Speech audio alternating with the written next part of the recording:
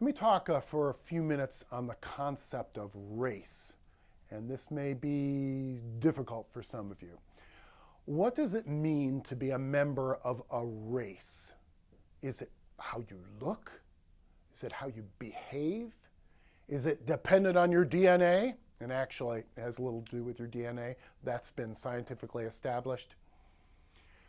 We tend to think it means who our ancestors were.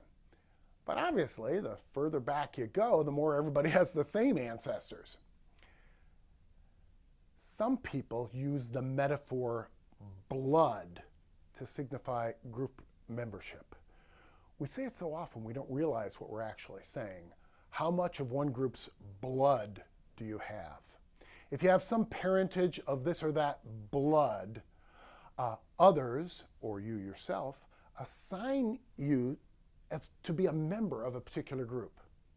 Let me repeat, there's no racial DNA.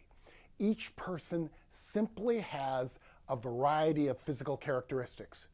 But we use this concept to socially construct the idea of race, focusing on certain differences, but not other differences.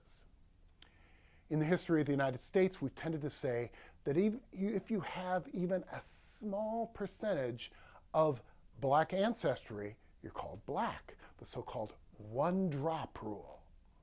Why is that? Why isn't it the other way around? Well, this is an obvious artifact of racism and the history of discrimination in our country. We don't say if you have one drop of white blood, you're white. Why not? The unspoken narrative is that blood from a black ancestor is somehow bad. It pollutes you. And because we have told black people this over and over and treated anyone with black ancestry as black, that's become a self-definition, a self-identification. Black people identify themselves as black on the definition of white discrimination. I'm sure that's hard to hear for African Americans, but think about it. The narrative is less certain with those who are partially Asian or partially Native. Mixed ancestry of those groups is often just called mixed race. But with blacks, it's the one-drop rule.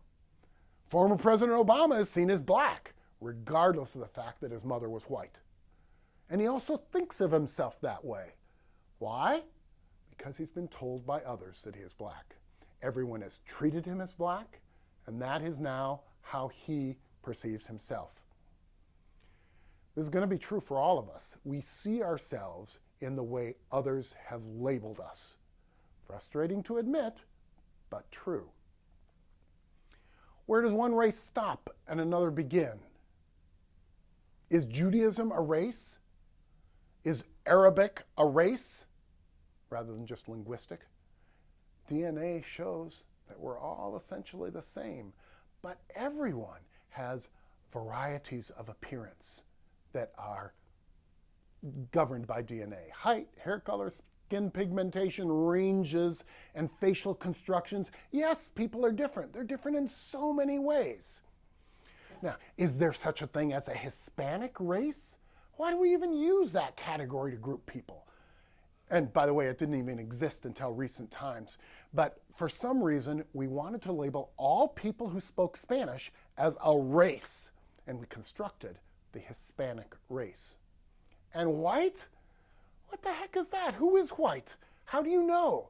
Is it just everyone who isn't black or Asian or Hispanic? So, how do you define who is black, white, or Hispanic? We're talking narratives here. Seriously, stop this recording now and think about how you answer that question.